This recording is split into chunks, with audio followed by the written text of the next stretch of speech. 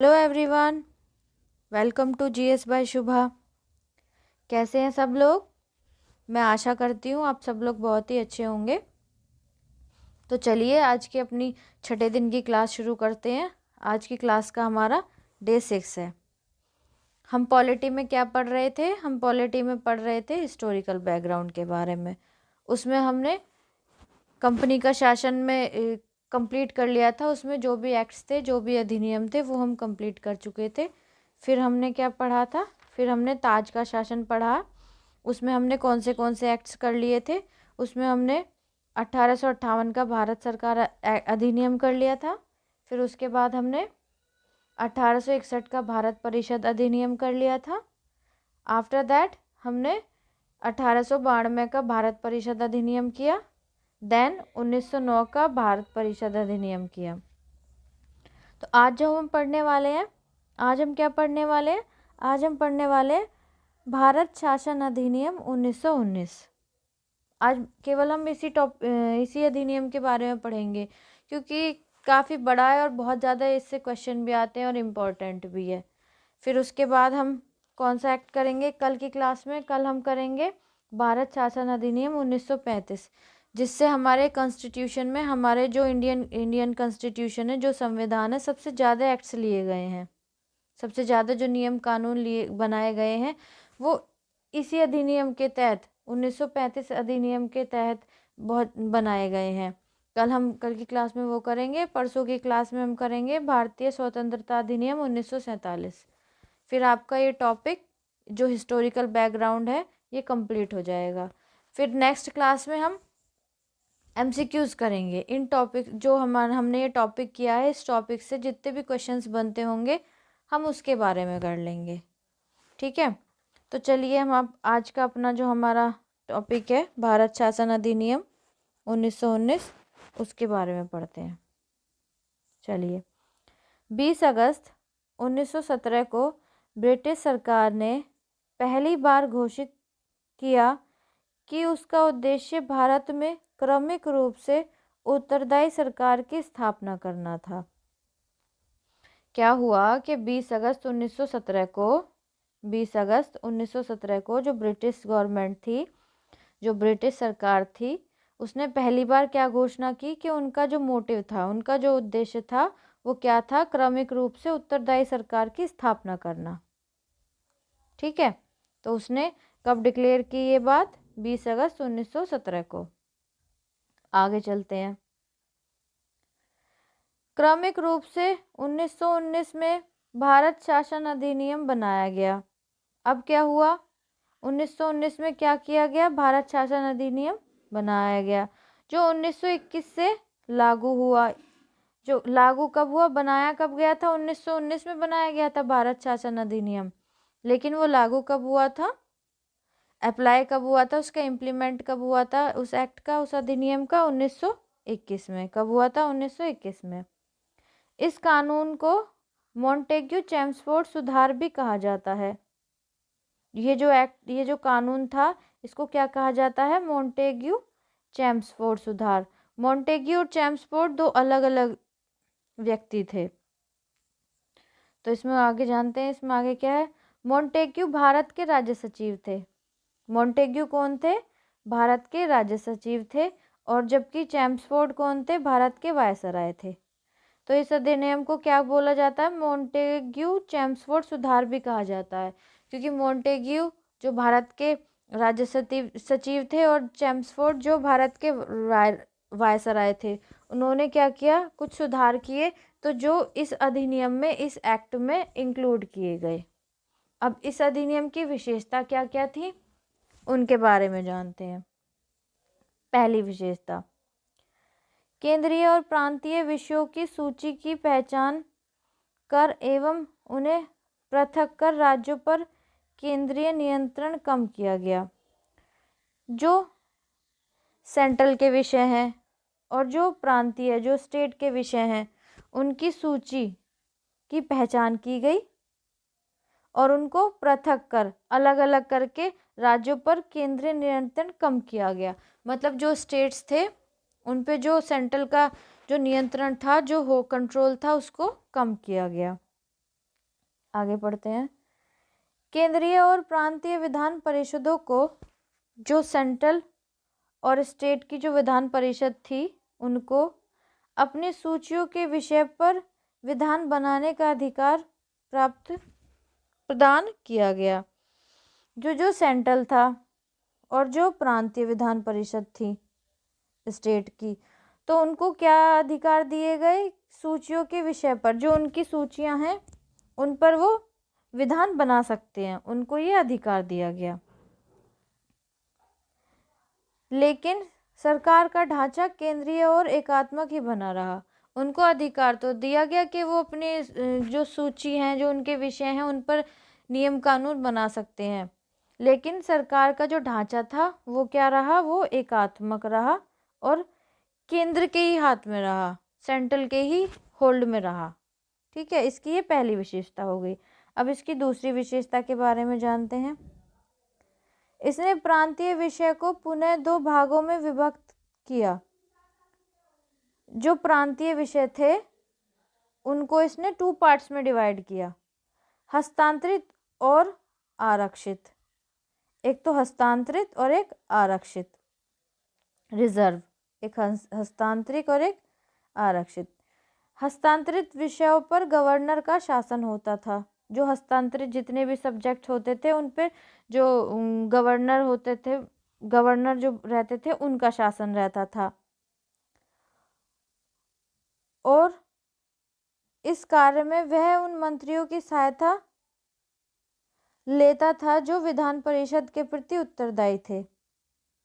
जो हस्तांतरित विषय थे उन पर किसका शासन होता था? उन पर गवर्नर का शासन होता था। और इस कार्य में वह उन मंत्रियों की सहायता लेता था, उन मंत्रियों की हेल्प लेता था, जो उन मिनिस्टर्स की जो विधान परिषद के प्रति उत्तरदायी थे। जो किसके प्रति उत्तरदायी थे? जो विधान परिषद के लेजिस्लेटिव काउंसिल के प्रति उत्तरदायी थे, उन मिनिस्टर्स की वो हेल्प लेता था। दूसरी ओर आरक्षित विषयों पर गवर्नर कार्यपालिका परिषद की सहायता से शासन करता था। अब दूसरी तरफ जो आरक्षित विषय थे, जो रिजर्व सब्जेक्ट थे, उन पे वो किसकी सहायता लेता था?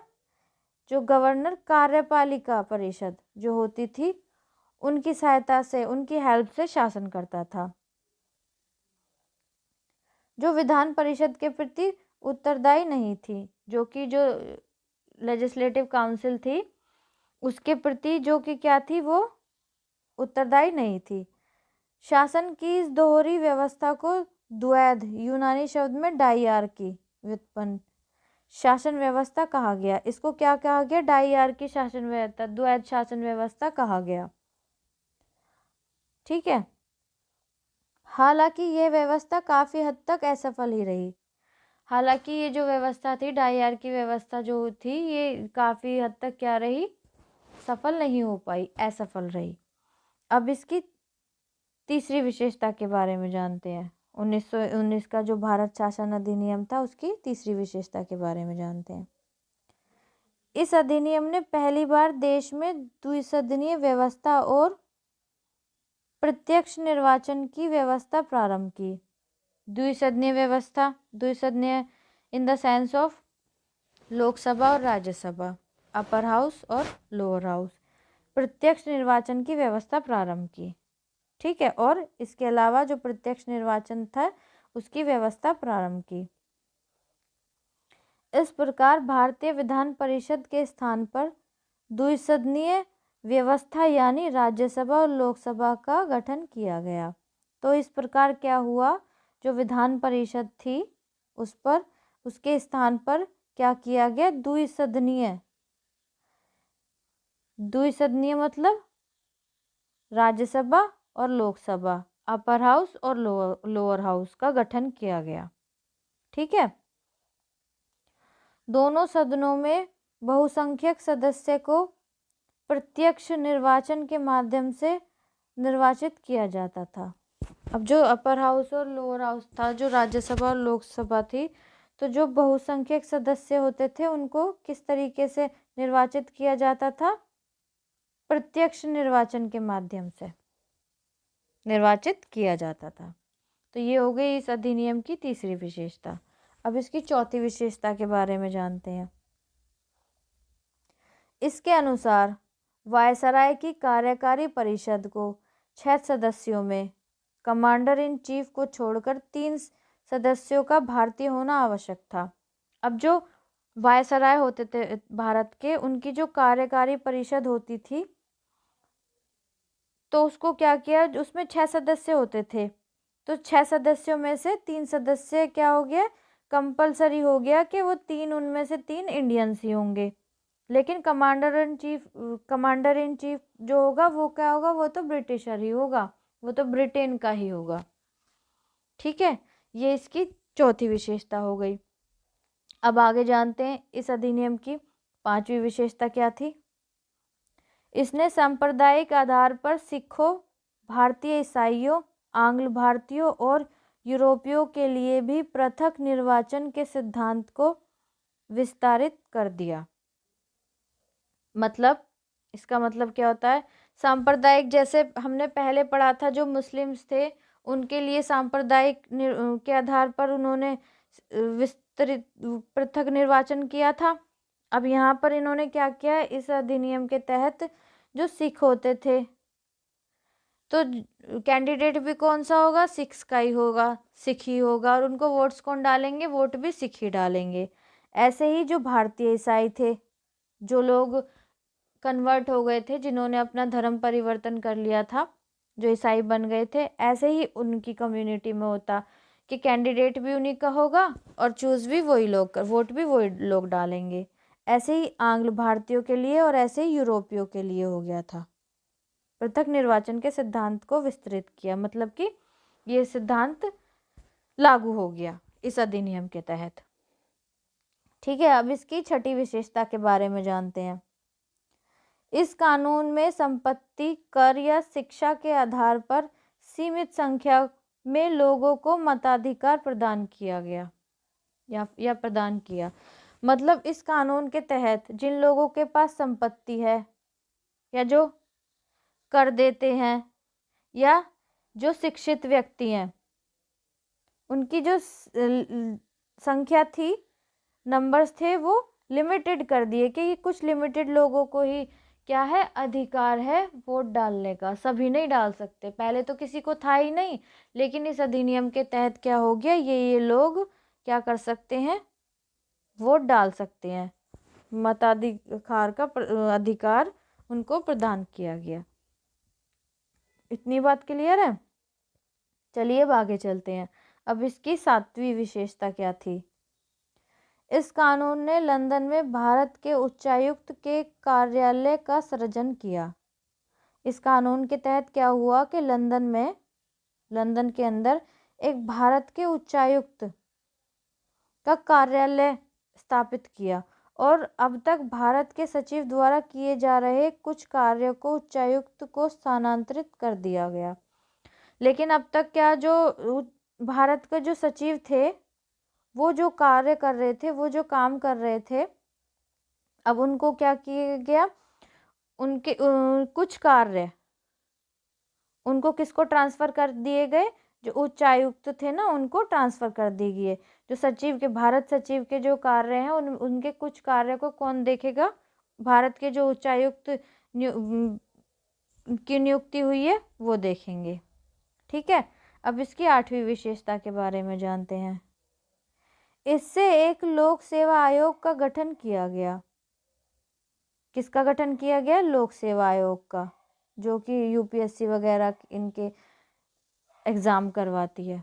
अतः 1926 में सिविल सेवकों की भर्ती के लिए केंद्रीय लोक सेवा आयोग का गठन किया गया।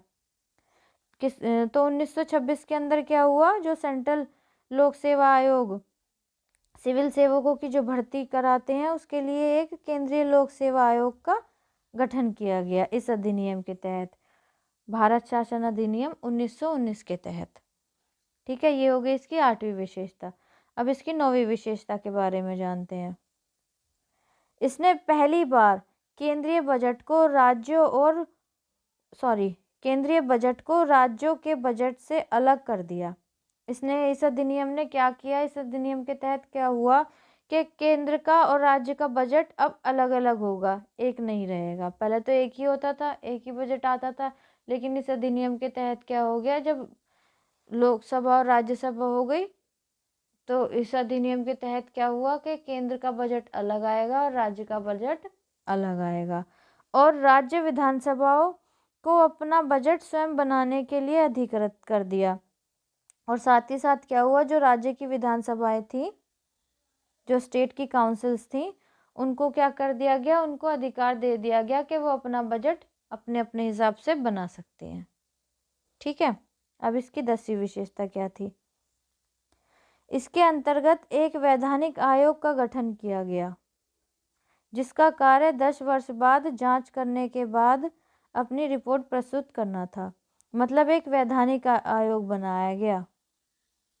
उसका काम क्या था कि हम 10 साल के बाद 10 साल के बाद जांच करता था वो और अपनी रिपोर्ट को प्रस्तुत करता था।